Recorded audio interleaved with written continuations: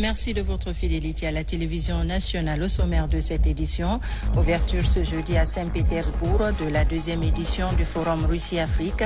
La Guinée prend part aux travaux de 2 jours axés sur l'aide militaire, l'économie, le commerce et les technologies. Le ministère de la Santé et de l'Hygiène publique vient de doter les centres hospitaliers de nouveaux matériels sanitaires. Ce sont des ambulances médicalisées destinées à la prise en charge rapide des cas d'urgence. Aussi, dans ce journal, nous parlerons du Nouvel An musulman. Des prières et bénédictions ont été formulées pour la paix et la cohésion sociale dans notre pays à travers une rencontre de l'Union des oulémas de Guinée. Voilà pour les titres. Bonsoir à tous et merci de nous rejoindre sur la RTG. À la une de l'actualité ce soir, ce jeudi, 4 autres ministres du gouvernement Goumou étaient face au comité d'évaluation afin de défendre leur rapport d'activité pour les 6 premiers mois écoulés de l'année 2023. Cette évaluation à mi-parcours des ministères sectoriels est placée sous la présidence du Premier ministre Dr Bernard Goumou. Reportage Ousmane Bangoura. La primature est toujours au cœur de l'évaluation à mi-parcours des ministères sectoriels. Cette 4e journée a regroupé 4 autres départements ministériels. Il s'agit des ministères de l'Agriculture, des Sports, de l'Information et de la Culture. Cet exercice constitue un véritable outil de contrôle de performance de chaque ministère. Il vise aussi à rehausser la performance de l'équipe gouvernementale sous l'impulsion du chef de l'État, colonel Mamadi Doumbouya. Je pense que c'est une initiative qui nous pousse en tant que département à nous concentrer sur l'essentiel. Je pense que c'est la première chose, la plus importante qu'on peut tirer de ces évaluations. Il y a des lettres de mission qui déclinent de façon claire la vision du président de la transition, chef de l'État et du CNRD, par rapport au secteur agricole. Et l'évaluation permet de s'assurer que le ministère reste concentré sur ce travail qui est l'essentiel. Dans l'ensemble, ça s'est très bien passé. Je pense qu'une évaluation, c'est toujours quelque chose de positif parce que l'objectif, c'est de vous permettre de progresser. C'est de vous dire effectivement, là où vous êtes, ça permet d'avoir un curseur qui va nous permettre aujourd'hui de nous dire, ok, voilà, on est dans la bonne direction, on doit aller dans une approche qui va nous permettre de continuer encore à nous améliorer dans les objectifs qu'on nous a fixés.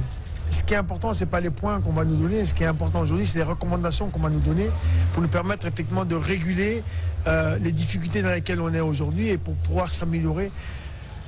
Moi, en tant que ministre, et évidemment, tous mes collaborateurs qui travaillent avec moi aussi au quotidien. Nous avons un exercice assez intéressant parce que le but de l'évaluation, c'est réellement de comprendre les forces et les faiblesses et de pouvoir apporter une correction à temps, surtout que c'est une évaluation à mi-parcours, et de voir comment est-ce que nous pouvons nous améliorer et prendre en compte toutes les recommandations pour que pour la prochaine évaluation, ces recommandations puissent être prises en compte et ça permettra non seulement d'améliorer les performances, mais aussi d'être assez réaliste. Donc pour nous, c'est vraiment le plus important, c'est d'être assez objectif et assez transparent par rapport aux données qui ont été fournies. Et je pense que nous sommes assez satisfaits de l'exercice et nous pensons que c'est quelque chose qui devrait continuer et nous encourageons totalement et auquel nous adorons. Le Premier ministre, Dr Bernard Goumou, entend déjà pérenniser cet engagement accru de l'équipe gouvernementale. Ce vendredi également, 4 autres ministres passeront devant le comité d'évaluation pour la même épreuve. Direction Saint-Pétersbourg où s'est ouvert ce jeudi le Forum économique et humanitaire Russie-Afrique. Une dizaine de chefs d'État et de gouvernement du continent ont pris part au début des travaux de 2 jours aux côtés du patron du Kremlin, Vladimir Poutine. Ce sommet, deuxième du genre, intervient au moment où la Russie veut mettre l'Afrique au cœur de son partenariat stratégique les prochaines années. Mamadi Ternakamisoko revient sur la cérémonie d'ouverture. 5 ans après Sochi, en 2019, la Fédération de Russie accueille à nouveau les dirigeants du continent africain. Une rencontre de haut niveau à Saint-Pétersbourg qui réunit pour l'occasion une dizaine de chefs d'État et de gouvernement, de nombreux représentants du secteur privé et de la société civile. Les travaux du forum sont officiellement lancés par le président russe Vladimir Poutine qui veut ainsi repositionner son pays comme partenaire stratégique de l'Afrique. Pour l'occasion, la Russie renouvelle sa ferme volonté de développer la coopération militaire, commerciale et économique avec le continent africain. La Russie, le milieu officieux du business, est intéressée sincèrement à approfondir davantage les relations humanitaires, commerciales, d'investissement à facettes multiples avec l'Afrique, ce qui répond aux besoins de tous les États et favorise la croissance stable et la prospérité. Il est à noter qu'à l'issue de l'année passée, les échanges commerciaux russo-africains s'élevaient à 18 milliards de dollars. L'insécurité alimentaire qui menace plusieurs pays du continent domine les discours en lien avec la guerre en Ukraine. Sur la question, la Russie a annoncé un appui en céréales entre 25 et 50 000 tonnes pour 5 pays africains. La nouvelle est réjouie, mais les dirigeants africains veulent plus. Les entreprises africaines ont besoin de nouvelles politiques de soutien pour renforcer leur productivité et exploiter les débouchés commerciaux existants.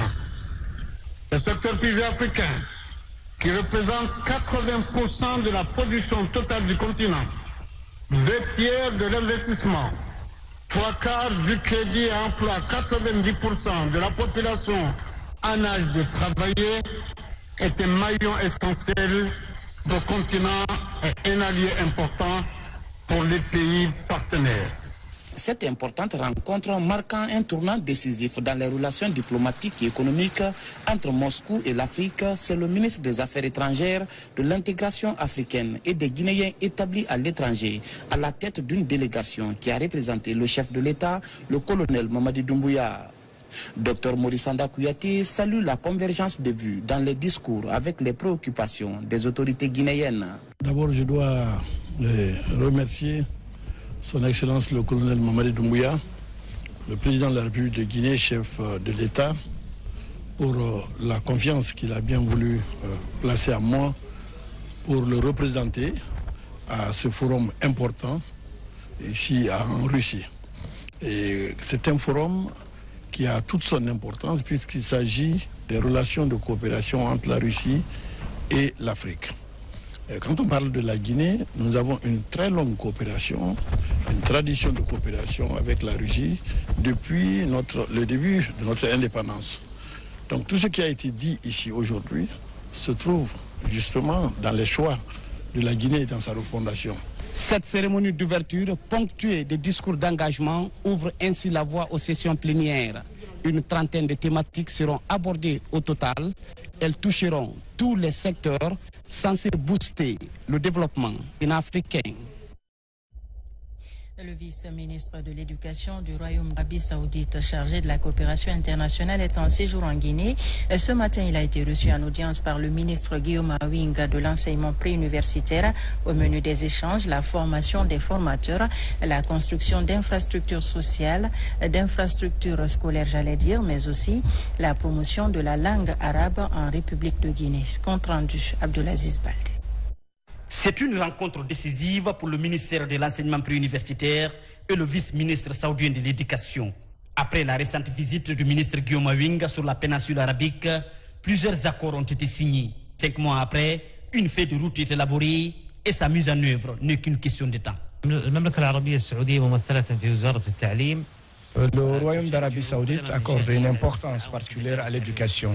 Donc notre coopération est pluridisciplinaire, notamment la formation des formateurs à travers des séminaires de formation, tout en les dotant des meilleures approches de formation, mais également dans le domaine du développement des programmes et des manuels scolaires, mais dans tout ce qui peut contribuer à rehausser le niveau de l'enseignement de façon générale, et particulièrement l'enseignement franco-arabe en Guinée.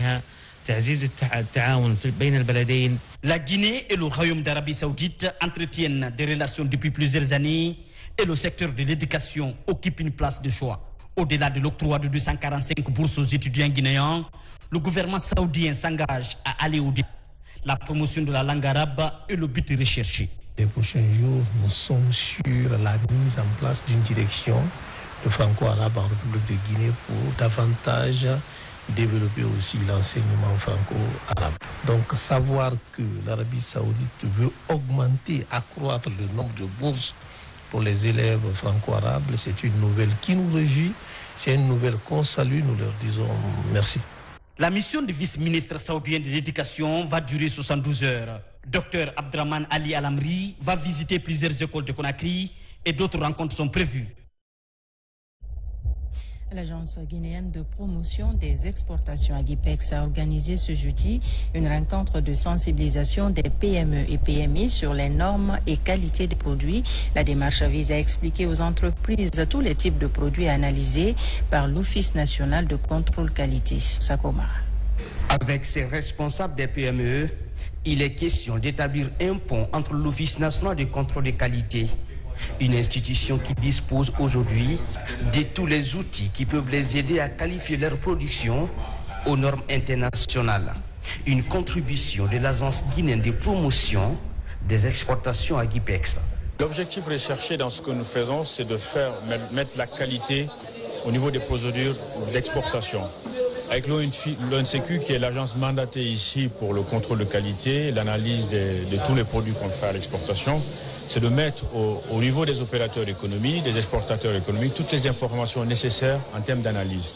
Au cours de cet exercice, les procédures d'exportation des produits, les exigences à respecter pour qu'un aliment soit dans les normes, les risques de contamination et les types d'emballage sont mis à la connaissance de ces exportatrices et non exportatrices. Le travail que nous allons faire, c'est de renforcer davantage, n'est-ce pas, ce genre de rencontres.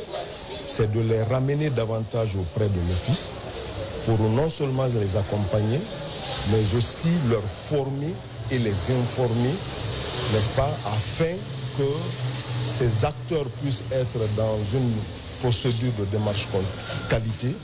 Les participants sont édifiés et espèrent collaborer désormais avec l'Office national de contrôle de qualité pour mieux se conformer aux normes. Nous remercions non seulement l'Agipex pour cet atelier, également à l'Office national de contrôle de qualité qui nous ont en tout cas permis de suivre cet atelier. Ils nous ont montré beaucoup de choses, en tout cas tout ce qu'il faut faire pour être dans les normes, pour pouvoir vendre non seulement de façon locale mais aussi sur le plan international. Quand il va aujourd'hui, nos cafés cacao ne gagnent pas le prix international, c'est parce que c'est le moins traité. Si aujourd'hui nous sommes formés, nous sommes informés et jusqu'à la base, pourquoi pas on va vendre notre café à prix international. Ces dernières années, le taux d'exportation a chuté sur le marché international. Et pour cause, la qualité de nos produits. Le ministère du Commerce espère que cette approche va permettre à la Guinée de se repositionner. Je suis sans doute que prend la direction de l'ONCQ par ces structures exportatrices de nos produits leur fera une valeur ajoutée. Leur donnera non seulement des informations techniques qu'il faudra intégrer en anticipation au niveau même de la production de produits pour ne pas parler de leur emballage, de leur conditionnement et en arriver à l'exportation elle-même. Cet exercice est une première. L'Agence guinéenne pour la promotion des exportations espère intensifier l'approche sur l'ensemble des chaînes de production. La lutte contre la fraude et la mobilisation des recettes, un défi que se fixent constamment les douanes guinéennes. Récemment, plusieurs saisies de produits illicites ont été opérées. Parallèlement à cette prouesse, le système informatique a été rétabli après quelques désagréments. Le point avec Mohamed Siarsouma. Les douanes guinéennes vendent des bouts contre la circulation des marchandises illicites, une pratique frauduleuse régulièrement stoppée. Récemment, dans la zone de Zérékoré, précisément plus de 140 000 cartouches de chasse dissimulées dans une camionnette qui n'avait pas été dédouanée. À la frontière avec la République sœur de Sierra Leone, il y a eu découverte dans une cachette aménagée un peu plus de 40 kg de cocaïne. Et il y a tout juste 3 jours aussi à l'aéroport de Conakry, il y a une dame qui essaie de faire sortir du pays de la cocaïne aussi 1,6 kg et encore dans une cachette aménagée dans un sac de voyage. Lutter contre la fraude engendre plus de recettes, mais ces derniers temps, quelques désagréments ont été enregistrés sur le système informatique. Entre autres raisons invoquées, la nécessité de changer le serveur. Les choses sont rentrées dans l'ordre depuis le jeudi passé, donc ça fait pratiquement une semaine aujourd'hui. Et cela a été même sanctionné par un acte que j'ai pris pour informer les partenaires du rétablissement du système informatique Sidonia Le dédouanement se passe normalement. Les données antérieures sont-elles affectées? Je dis non. Toutes les données sont disponibles et on est même en train d'envoyer aux différents clients le montant qu'ils doivent à l'État pour ceux qui n'ont pas encore payé. On a toute la situation, on est en train de les inviter à payer l'argent de l'État. En attendant de couvrir ces impayés, l'administration des douanes revendique pour ce seul mois de juillet 88% des prévisions de recettes. Pendant ce temps, à Kindia et Pita, les acteurs du programme PNUD Integra font le point sur les acquis de ce programme. Responsables locaux, jeunes bénéficiaires et partenaires n'ont pas caché leur satisfaction face aux résultats obtenus. Grâce à ce programme, des centaines de jeunes ont pu créer leur entreprise. Plus de détails dans ce reportage de Tierno Ousmane Diallo. Après 4 ans de mise en œuvre, le programme PNUD Integra est sur le point de boucler la phase première de ce projet qui aura contribué à aider les jeunes à valoriser le potentiel de développement de leur localité et à combattre la migration clandestine. À l'heure de la capitalisation des acquis, à Kindia notamment, les acteurs se félicitent de l'impact des formations qualifiantes de courte durée, de la création et l'accompagnement de plusieurs groupements d'intérêt économique. La préfecture de Kindia a beaucoup de jeunes qui voulaient immigrer. Mais avec le programme Integra, nous avons réussi à tenir la dynamique. 130 jeunes qui ont été formés. Il y a 6 groupements qui ont été formés. Au niveau de l'ASCAD, je pense qu'il y a 300 jeunes qui ont été formés. Il y a des résultats très significatifs pour l'insertion des jeunes de façon durable dans des métiers porteurs tels que l'agriculture, l'élevage, la pisciculture, l'aviculture ou encore aussi d'autres secteurs comme de BTP ou des secteurs de services. Et les résultats sont très significatifs. À travers les activités menées, le programme PNUD Integra a permis notamment à des jeunes scolarisés ou non, comme ici à Pita, d'obtenir des financements et de développer des activités entrepreneuriales qui progressivement impactent leur vie quotidienne et plus largement conscientisent les jeunes autour d'eux. Depuis toujours, d'abord, je faisais la pâtisserie, mais je n'avais pas compris que de cela, il pouvait sortir une entreprise qu'on peut concrétiser, formaliser et développer.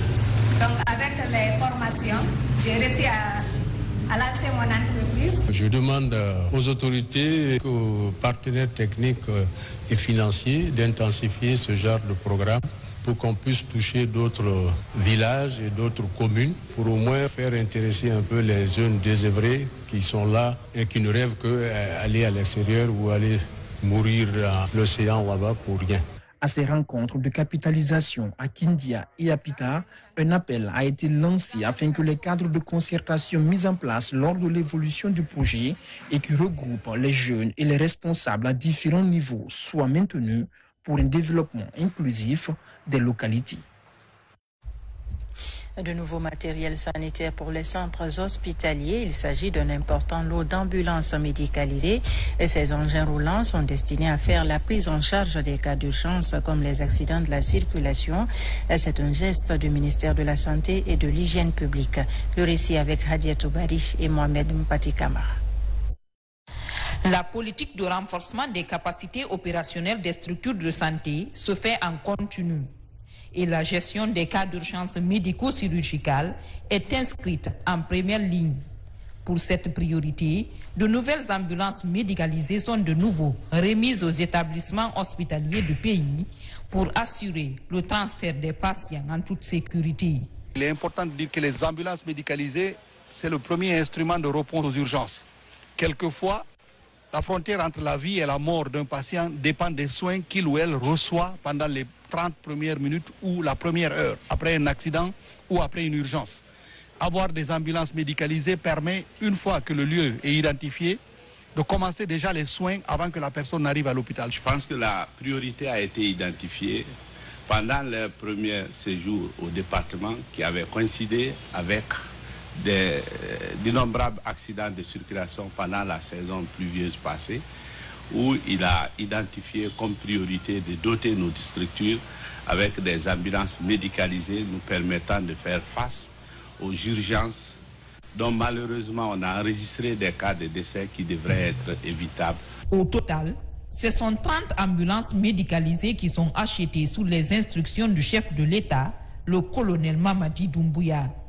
Estimées à hauteur de 11 milliards de francs guinéens, elles sont obtenues grâce au budget national du développement, le BND. Ces nouvelles ambulances médicalisées vont être réparties entre les hôpitaux du pays en fonction des besoins. Je suis animée par un sentiment de joie et d'humilité, puisque cet acte qui va nous permettre de réduire efficacement la mortalité maternelle et néonatale, ainsi que la prise en charge des accidents graves dans nos structures sanitaires. La mise à disposition de ces engins roulants entre dans le cadre de la refondation du système de santé guinéen. Un projet ambitieux dont la mise en œuvre se fait progressivement à plusieurs niveaux de la pyramide sanitaire pour répondre aux problèmes de santé des populations guinéennes. En région forestière, du matériel de bureau et des engins roulants sont aussi remis au cadre des différentes directions préfectorales pour leur bon fonctionnement. La cérémonie de remise s'est déroulée dans l'enceinte du gouvernorat de Zérékouré. Reportage de nos correspondants sur place, Mohamed Saloupa et Lancé Kamisoko, Mohamed Lamine Diallo. Ce sont des fournitures et petits matériels de bureau qui sont remis aux 6 directions préfectorales des affaires sociales de la région forestière, des kits informatiques à 3 directions préfectorales, des mobiliers complets de bureau à la direction préfectorale de Beila et 2 engins roulants à Lola et Yomo. Madame la ministre de la promotion féminine, l'enfance et des personnes vulnérables, elle a fait de sa priorité la décentralisation budgétaire. Donc ce qui a prévalu à ce que nous, au jour d'aujourd'hui, les 6 directions fonctionnent sans l'aide d'un partenaire. Cette remise de kits, très appréciée par les bénéficiaires, est rendue possible à la décentralisation budgétaire du gouvernement de transition à travers le leadership du chef de département de la promotion féminine de l'enfance et des personnes vulnérables. Cette promesse a été tenue, toutes les directions en ont bénéficié et grâce à l'appui du budget national de développement. La préfecture de Zérékouré a reçu plusieurs kits en termes de renforcement de capacités. Ce don s'inscrit dans le cadre du renforcement des capacités des services déconcentrés du ministère de la promotion féminine en région forestière. Puis le ministère de l'Agriculture et de l'Élevage, à travers le projet d'établissement des fondamentaux de la filière avicole et les grands moulins de Conakry, ont signé cette semaine une convention de collaboration dans la filière avicole. L'objectif est de booster la productivité dans la filière avicole en Guinée. Nabila Moussa Kamara, Sekou Sissoko. Pour booster la productivité de la filière avicole en Guinée, le ministère de l'Agriculture et de l'Élevage, le PFAG et les grands moulins de Conakry ont signé une convention de collaboration à Kabeling dans la préfecture de Doubreka.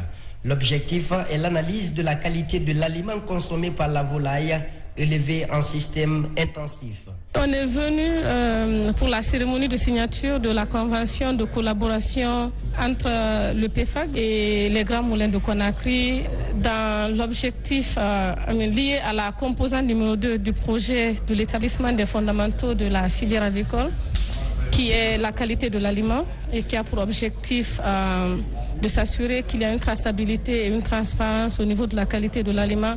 Le premier engagement du ministère, c'est déjà de mettre en place des projets qui sont dans la vision de développer le secteur de l'élevage. Au niveau du FODA, nous avons une assistance revolving qui est destinée aux fermiers pour qu'ils puissent redémarrer leur affaire. Vu les problèmes auxquels sont confrontés les fabricants d'aliments de volaille, les producteurs d'œufs et les producteurs de poulets et de chair, l'application de cette convention de collaboration a un intérêt pour les acteurs de la filière avicole. Aujourd'hui, l'aviculture prend à petits pas, alors que c'est un secteur qui peut supporter le développement d'un pays. Mais on ne peut pas aussi améliorer la productivité si la qualité n'existe pas. C'est une étape d'accompagnement des éleveurs en mettant à leur disposition notre laboratoire d'analyse qui permet d'analyser aussi bien les aliments destinés à l'élevage avicole. Pour contribuer à l'amélioration de la sécurité alimentaire et nutritionnelle des populations guinéennes, le ministère de l'Agriculture et de l'Élevage à travers le financement des projets de développement comme le PFAG, apporte son appui constant au développement agricole. Dans l'actualité encore, les rideaux sont tombés sur les travaux d'appropriation en technique de production de statistiques sur les jeunes, une initiative de l'Observatoire national de la jeunesse et des sports qui part d'un constat de manque d'attention chez les jeunes. Des modules enseignés par l'Institut national de la statistique permettront aux acteurs de collecter les données de toutes les catégories de jeunes. Abdul Karim Kamara.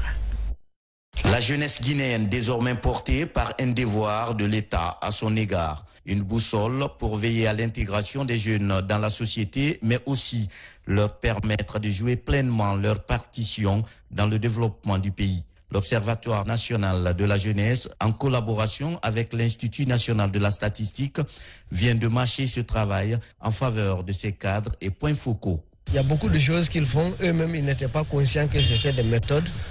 Et surtout, ils n'étaient pas conscients des limites associées à chaque méthode.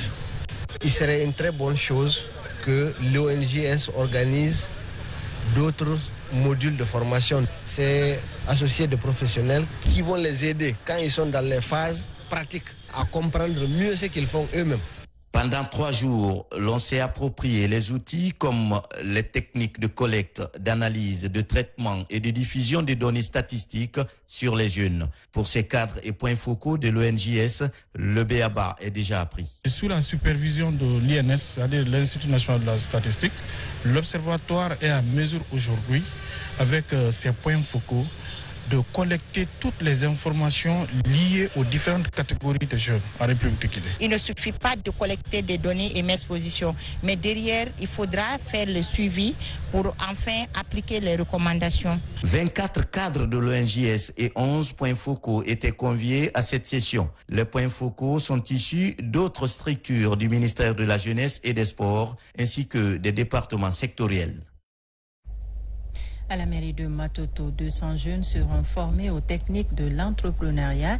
Ils devront également participer activement au développement de la commune. C'est une initiative du conseil communal. Explication Moussa Bangoura. La mairie de Matoto a refoulé du beau monde.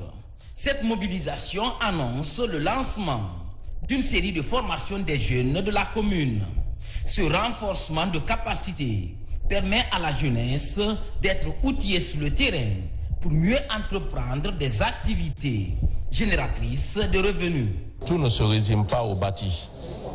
Il est important aussi de former des ressources humaines. C'est pourquoi on a essayé de solliciter et former les 200 jeunes, leur apprendre comment ils peuvent monter des projets et comment aller vendre vraiment le projet. Mais cela ne peut pas se faire en se levant d'un petit matin. Il faut un canevas à suivre. Ce canevas est lié à une formation. Il y a une centaine de milliers de jeunes qui sortent des universités, mais sur le marché de l'emploi, la capacité d'absorption n'est pas telle. Pour cela, il faudrait que les jeunes eux-mêmes prennent l'initiative de pouvoir, j'ai envie de dire, entreprendre, bien entendu, mais quel que soit le domaine. Cette première édition touche 200 jeunes. Le thème développé est technique de montage de projets et entrepreneuriat jeune. C'est un groupe de 200 personnes qui est prévu, reparti en 2 groupes. Le premier groupe passe aujourd'hui et demain. Le second groupe passe le samedi et dimanche. Après cela, il y a aussi d'autres groupes qui sont en perspective pour qu'ils puissent être accompagnés, comme le maire a dit. Principaux bénéficiaires de ces modules, des diplômés sans emploi et des jeunes entrepreneurs. Participer à cette formation concernant l'entrepreneuriat jeune est une occasion pour nous que nous saluons également et nous remercions les autorités de la commune de Matoto pour cette occasion. Avec cette approche, le conseil communal de Matoto compte former un nombre important de jeunes afin de leur permettre de participer pleinement au processus de développement de la commune. Je vous l'annonçais dans les titres à l'occasion de la célébration du Nouvel An musulman. Les membres de l'Union des oulémas de Guinée ont initié une lecture du Saint-Coran et des conférences islamiques sur la vie du prophète Mohammed, paix et salut sur lui. La cérémonie a eu lieu ce jeudi matin au centre islamique de Donka. Reportage Marwan Kamara. Les membres de l'Union des oulémas de Guinée commémorent le nouvel an musulman appelé en arabe l'Hégire à travers une séance de lecture du Saint-Coran et une conférence débat sur la vie du prophète Mohammed, paix et salut sur lui. Il explique les valeurs du nouvel an musulman. Ça marque la mise sur pied du premier État musulman. C'est grâce à l'Hégire qu'on a vu toutes les législations qui sont venues dans l'islam, en commençant par le jeûne du mois de Ramadan, par la zakat, par le pèlerinage.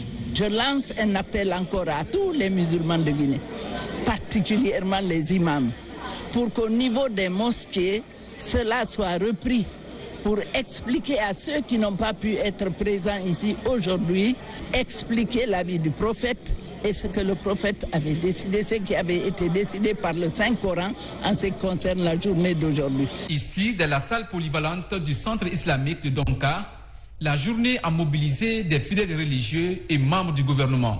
Seul motif, promouvoir la culture et de faire connaître aux musulmans les principes de l'islam ainsi que les valeurs de tolérance fondées sur la compassion. Nous ne pouvons qu'être réjouis de cette initiative et dire aux oulémas de Guinée, ça c'est une initiative qu'il faut continuer dans notre pays, qu'il ne faut pas maudire un pays, il ne faut pas maudire un régime. Célébrer la nouvelle année entre nos frères et sœurs musulmans, il n'y a rien de tel. Alors que Dieu accepte toutes les prières qui ont été faites ce matin et surtout la lecture du Coran par les femmes. Le nouvel an musulman célèbre l'émigration du prophète Mohammed, paix et salut sur lui, en 622 de la Mecque vers Médine. C'est dans cette cité qu'il a fondé avec ses compagnons une communauté réunie autour d'une même croyance. Fini le rendez-vous religieux à Kankan. Il est organisé par Nourdine Islam afin de perpétuer les valeurs islamiques. La mobilisation était aux couleurs de Nouvel An musulman. L'érudit Elhadj Souleymane Sidibé a formulé des bénédictions pour le pays. La Guinée unie et prospère est au cœur de son engagement pour une transition inclusive et apaisée. Diamoukaba. Le Nouvel An musulman annonce de belles perspectives à Kankan. À la résidence de l'érudit Elhadj Souleymane Sidibé, les fidèles se donnent rendez-vous pour célébrer ces grandes retrouvailles pleines d'espérance. À la recherche des bénédictions, l'ambassadeur de la paix perpétue cette longue tradition pour le bonheur et la prospérité de la République de Guinée. Entre autres actions de dévotion, la transformation du riz qui symbolise le sacrifice pour tout le pays. De Kankan, Diankana reçoit la fin d'une période intense de lecture du Saint-Coran. La périphérie de Nabaya est prise d'assaut par des adeptes de l'érudit Elhadj Souleymane Sidibé. Venus de tous les coins du monde, ils participent à ce rendez-vous religieux bénéfique pour la nation guinéenne. Les compagnons du président de Nourdine Islam rappellent les noms de Dieu et égrègnent des chapelets pour formuler davantage des invocations en faveur du peuple de Guinée, sans distinction d'obédience. Les musulmans se fixent des objectifs à atteindre et profitent de l'occasion pour planifier ce qu'ils peuvent faire pour progresser et renforcer leurs valeurs islamiques et citoyennes. Certains profitent de ce moment pour se souhaiter un joyeux nouvel an musulman. Un événement majeur se prépare au centre sportif de Yorokogia dans Dubrika. Il s'agit de la West Africa Champions Cup. La compétition permet aux clubs de la sous-région engagés aux échéances des interclubs de la CAF de mieux se préparer. Les organisateurs étaient face à la presse pour annoncer la particularité de cette deuxième édition. Abdoulaye Diallo. West Africa Champions Cup comble désormais le vide créé par la trêve dans les championnats pour les clubs devant se préparer avant de démarrer les compétitions interclubs de la CAF. Pour la deuxième édition, le nombre d'équipes passe de 4 à 8 et d'autres innovations sont annoncées. La nouveauté, la grande nouveauté, c'est d'abord de 4 à 8 clubs et ensuite, pour cette deuxième édition, les clubs étrangers vont loger à Horira, vont s'entraîner à Horira et vont jouer à Yorokokia. Le tournoi va se dérouler du 7 au 13 août au centre sportif de Yorokogia. Une date qui convient aux clubs participants qui seront à une semaine des préliminaires des compétitions interclubs de la CAF. La difficulté de se frayer un chemin dans la programmation internationale des matchs de la CAF, parce que c'est très serré. Il faut trouver une date idéale entre le démarrage des matchs des préliminaires des coupes interclubs et la fin des championnats. Et la meilleure date qu'on puisse trouver avec toutes les communications que nous avons faites et à la CAF et ici sur le plan local avec le concours des clubs comme SOR Academy, c'était la date du 7 au 13. Pour nous les clubs, disons guinéens, on est encore jeunes. C'est une manière pour nous de voir là où nous sommes aujourd'hui en Afrique. Par exemple, pour Orea, ils savent déjà, ils sont là-bas toutes les années, ils connaissent le niveau, ils sont du niveau. Mais nous, c'est une manière pour nous de savoir ce qu'on peut apporter et voir ce que l'on peut encore corriger. West Africa Champions Cup permet non seulement aux clubs guinéens d'être performants pour maintenir l'indice des représentants à 4 au niveau africain, mais aussi assurer l'animation dans la sous-région. La manche allée du premier tour préliminaire se joue entre les 18 et 20 août et les rencontres retour en septembre prochain. Nous l'apprenons à l'instant au palais Mohamed V. Le président de la transition a reçu l'équipe de basketball U16 sacrée championne d'Afrique de l'Afro-Basket. Le capitaine des champions a exprimé toute la gratitude de son équipe au chef de l'État. Un match de gala a opposé l'équipe de gouvernement à celle des héros, suivi d'un banquet pour clôturer la cérémonie. Nous y reviendrons. Sport également pour terminer. Les athlètes du monde rallient Kinshasa, la capitale de la RDC, pour prendre part au 9e jeu de la francophonie. La compétition débute ce vendredi 28 juillet pour prendre fin le 6 août prochain. L'objectif est entre autres contribuer à la promotion de la paix et au développement entre jeunes francophones. Nous y reviendrons dans nos prochaines éditions d'information avec Kadjetou Traoré et Mamadou Diallo.